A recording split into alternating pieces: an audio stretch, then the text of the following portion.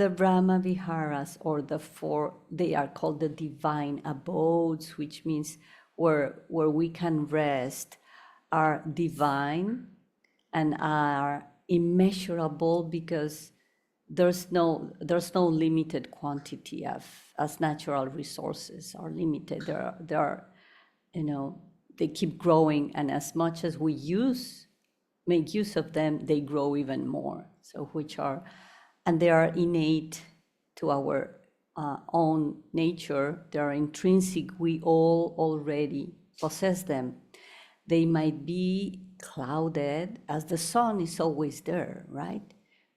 Have you ever doubted that the sun exists? Maybe if you live in, or you have lived, not here, if you have lived in places where for months you start doubting, is there a sun really out there? Where is it? It's still there, even if there are clouds, if it's dark, if it's night time. The sun is always there. The same with these qualities of our hearts. We already possess them. I don't like the word possession, but my vocabulary is not too wide, so they're always there. So what we're trying to do with these practices is to unveil them, to remove the clouds, the veils that we create because we protect us, because we're very vulnerable. And since we were born, we started getting protective. So we usually start with loving kindness or metta. That's kind of the typical teaching, right? But I like to mention the fourth of them, which is upekkha, or equanimity. Why? Because when we teach each one of these Brahma Viharas, we are wanting to teach ourselves and our bodies to be loving to everyone, not to only to ourselves, which means equanimity in the sense not of, I don't go to ups and downs, lows and highs. Equanimity in the sense that my feeling is the same to everyone and every situation. That's another deeper meaning of upekkha, or equanimity. I do not discriminate between, okay, I'm going to love my family, but maybe not my neighbors. I'm going to love the people that look like me, but maybe not the people that look different to me. I'm going to love the people who think like me, who vote like me, or who, whatever. So that's why I want to bring upekkha before loving kindness, because I think it's the one that leads the other ones, the compassion, the love, the joy, I will add to the four Brahma Viharas, maybe forgiveness and gratitude, but that's my thing, it's not written anywhere. So with upekkha, and I wanted to bring that. I'm very fresh right now, coming from a retreat. I went. I spent a full week in Vallecitos. I don't know if any of you have been there. Okay, if you love nature, go there. And if you think you don't love nature and you think you're not a nature person, as I used to be, go there.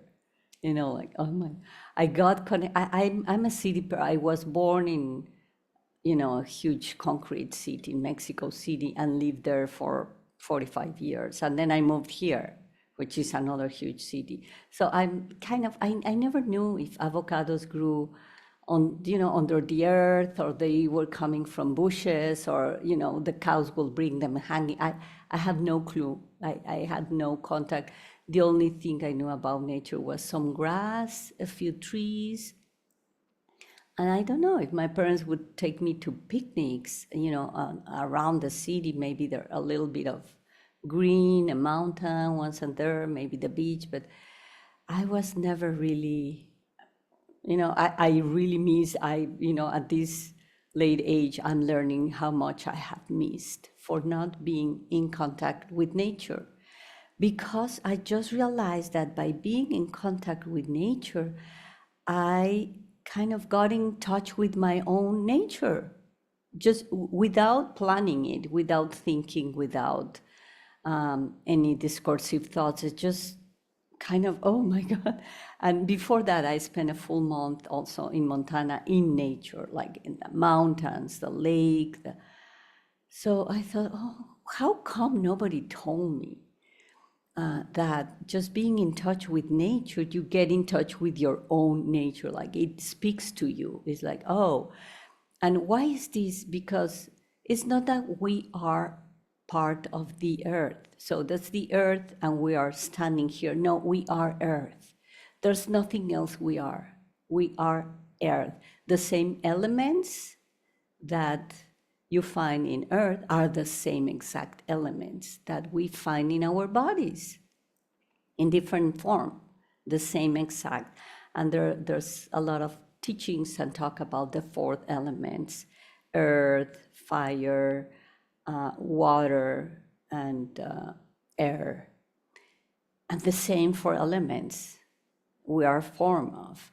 And it was very shocking for me to realize while I was on retreat, just being sitting, and because the Dharma hall was outdoors, just overlooking a valley and two mountains full of trees. The trees were standing straight every day. They never tumbled, they never fell. It was super cold in the morning, super hot in the middays, and then there was wind, and there was hail and rain, and then dry. There was all sorts, and they were just super straight. So they taught me a lot.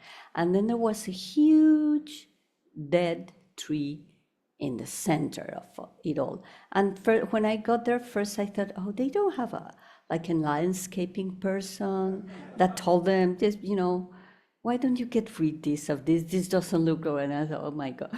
So as the days went by, I thought, wow, what a wise, how much wisdom. So that tree was reminding my, me soon, right?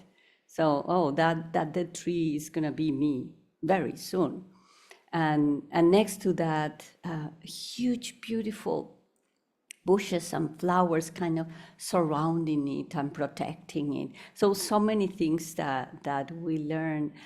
But it was very shocking to me while I was trying to understand the elements, like the air, the air of the earth and the air I breathe. So where starts my air, me, mine, and where it finishes, and where does the air starts, right? Like, we are so interconnected. We're breathing the same air inside this room, obviously, but even we're breathing the same air that somebody maybe in Mozambique is breathing, maybe a few days or months later, I don't know, but the air circulates around the earth. I'm a geographer, by the way, so I was very familiar with all the geography, but from a very, like outside me, I'm analyzing the earth. I'm a human being, with heart and a mind, but I'm not these elements. And the water, like where's the water that's me, mine, here, my saliva, my teardrops, my pee, where is mine and where is the earth? And when I drink water from the earth, then it becomes me, mine. And then when I pee, it's not mine anymore. Or like well, and I'm sorry, I'm gonna be a little gross now, but during retreat, I thought at a point, what if I were to poop gold? So I would reclaim that as mine, right? But because I don't poop gold, oh no, that's not mine. That belongs to the earth, right? Just mine is this. From this, this is only me, and then the earth. So in a way, I don't know if I can convey you, but I got to understand a little bit more my belonging, my being earth at the same time, not being on earth or using earth or getting something from earth, but just this interconnectivity. So that's what I wanted to bring. So from that, I learned a little bit about I don't know if anyone of you have heard about the World Wide Web. WWW? It's not. So the World Wide Web is a theory that came about in I think, the 1997 by a Canadian researcher woman. Because before she came with this theory, the scientists, scientists who know everything, they claimed that forests and trees were living in a competitive way, that every tree, every plant was competing for sunshine, for light, for air, for water. Very curious, right? Because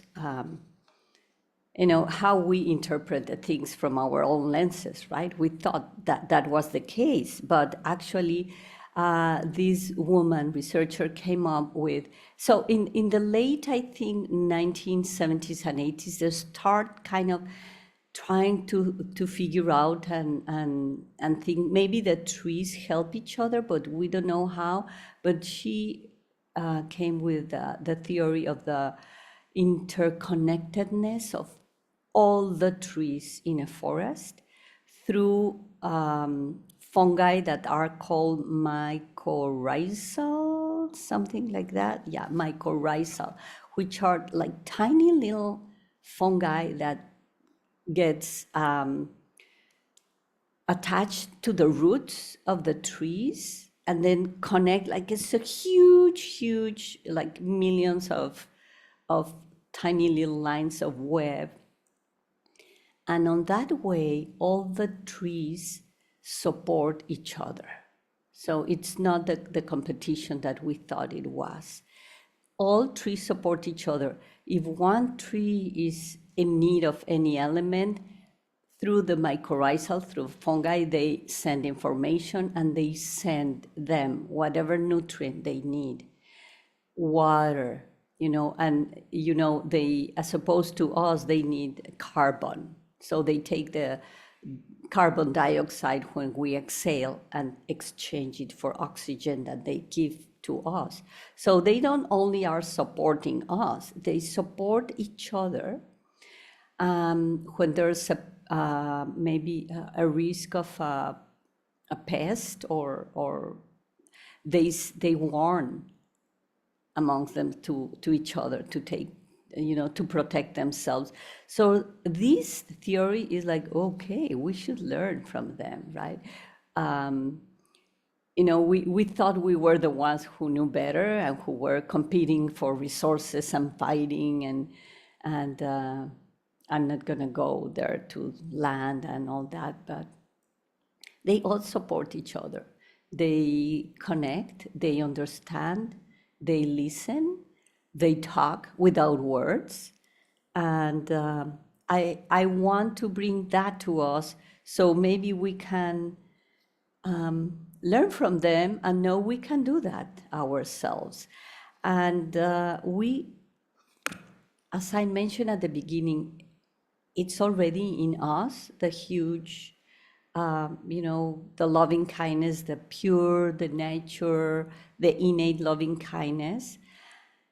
And I know we usually teach it as, okay, I'm gonna give loving kindness to myself, and then I'm gonna give it to a loved one that inspires me, then I'm gonna give it to a friend, then I'm gonna give it to a person I know, but I don't care that much, but okay, I know them. And then I'm gonna start trying to give it to somebody I don't like that much. And then I'm gonna try to give it to someone that I really don't like, or they, we don't want to say we hate people, right? But sometimes I do feel like I hate them, because they are not like me, or because they are taking my resources, or because they are taking, I'm gonna deviate a little bit, the resources of the land. By the way, yesterday I went to see a great documentary about the monarch butterflies, which is called The Guardian of the Monarchs in Michoacan, Mexico, which is, I don't know if you know, the monarch butterflies, they fly from the south of Canada, eastern Canada, all the way through the US, all the way through north of Mexico. They arrive at a state in Mexico that's called Morelia, and they land on a forest. I mean, they fly these tiny little things 4,000 kilometers or miles. I don't know if it would be almost, maybe I don't know. But weigh a lot, like unimaginable. And they land in this forest. So they fly before winter, they land there, and then they rest because they are so tired, thirsty, and they rest, and then they mate, and then they fly back, whatever. And I'm not gonna go into detail, but there is being some deforestation happening there. Because the drug cartels find out that it's more worth to cut a tree. Maybe one of those trees might be worth $1,000. So why it's just $1,000 and sadly they sell that wood here into the U.S. So there's a lot of implications. And I was getting so mad at them. I was feeling I hate them. Why do they do this? They are not only, they are killing the ecosystem of the butterflies, and then we're getting less water, and then they start growing avocados because they are more worth. You see, we all like guacamole, right? So, and I'm not going to say stop eating avocados because, there's a lot of implications and other people leave from selling avocado. But there's a full chain of either the trees supporting themselves or us human unsupporting us and unsupporting the trees. Well, this all came because I was going to say that when we teach you to cultivate loving kindness, we start with oneself, the other, and we end up with somebody you hate. So we usually are supposed not to hate, but actually I do hate sometimes. And I realized just yesterday I thought I was hating it. And then it took me a few minutes to reflect, and I thought, they do not know better. That's all they know. And why did we as a society, as a civilization, create these conditions that these people cannot think, these people cannot know, these people do not understand and do not care what are the implications of deforesting a forest? So then my hate turned into compassion more and into guilt, because I know I'm privileged, and whenever I see something on the world happening, oh yeah, I had education, I can understand this, but why they don't have education? Maybe my privilege in a way prevented them. Anyways, it's a huge, so there's a web of everything, right? There's a web of mycorrhizal underneath the earth that connecting the roots of all the trees, supporting, feeding, protecting them. And I would love for us to try to see if we can do that ourselves with our intentions, at least. It's not that we are going to change the world, and I know sometimes there are questions, why do I have to repeat those phrases? Am I going to impact other people really by wishing them love? Am I going to impact their lives by wishing them health? Like, it doesn't matter how much I wish them they are healthy. If they have a certain disease, the disease might go on its own, and they might end up getting worse or dying. So this is not about trying to change the world or help. It's about trying to change our own hearts. That's a huge starting point. If only us here, the whatever we are here, 18 people and the other 18 or 20 on the screen, if we can all start by changing our own, transforming, then we can start. There are ripples. The people with whom we connect, they will notice. Maybe not tonight, right? That's too soon. But if we practice for days and weeks and months, they will start noticing, and they will start transforming, and they will start trusting, and there will be more cooperation, more understanding, more love.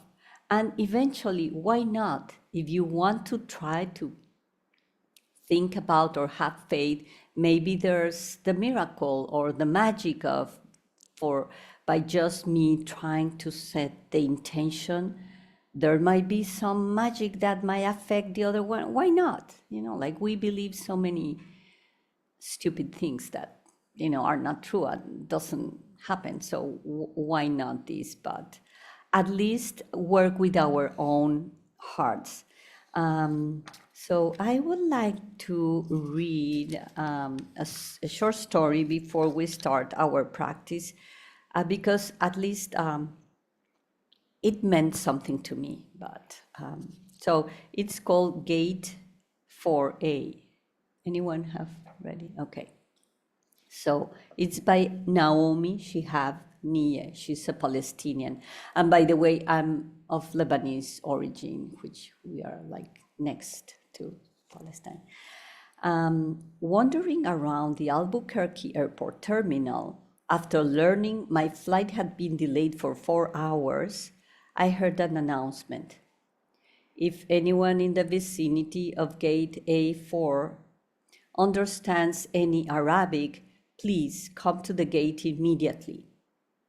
Well, one pauses these days. Gate A4 was my own gate.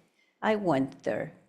An older woman in full traditional Palestinian embroidered dress, just like my grandma wore, was crumpled to the floor, wailing loudly. Help, said the flight service person. Talk to her. What is her problem? We told her the flight was going to be late, and she did this.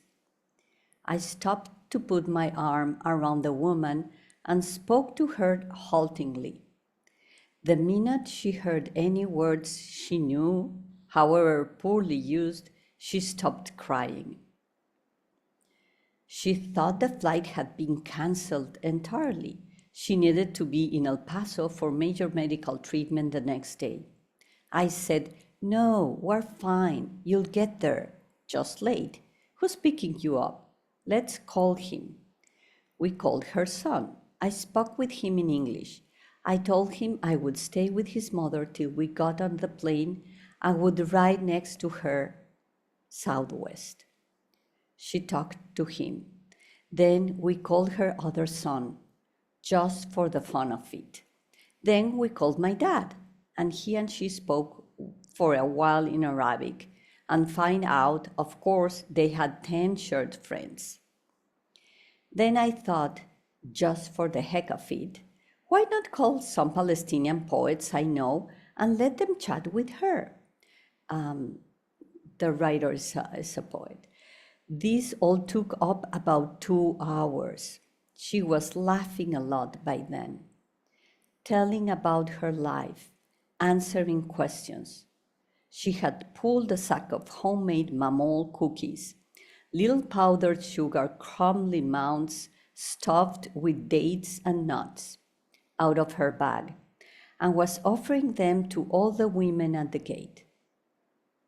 To my amazement, not a single woman declined one. It was like a sacrament. The traveler from Argentina, the mom from California, the lovely woman from Laredo. We were all covered with the same powdered sugar. And smiling, there is no better cookie.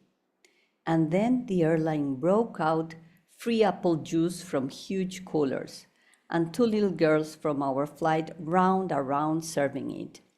And they were covered with powdered sugar too. And I noticed my best friend. By now we were holding hands, had a potted plant poking out of her bag, some medicinal thing with green furry leaves. Such an old country traveling tradition. Always carry a plant, always stay rooted to somewhere. And I look around the gate of late and weary ones and thought, this is the world I want to live in, the shared world. Not a single person in this gate, once the crying of confusion stopped, has seemed apprehensive about any other person. They took the cookies. I wanted to hug all those other women too. This can still happen anywhere. Not everything is lost.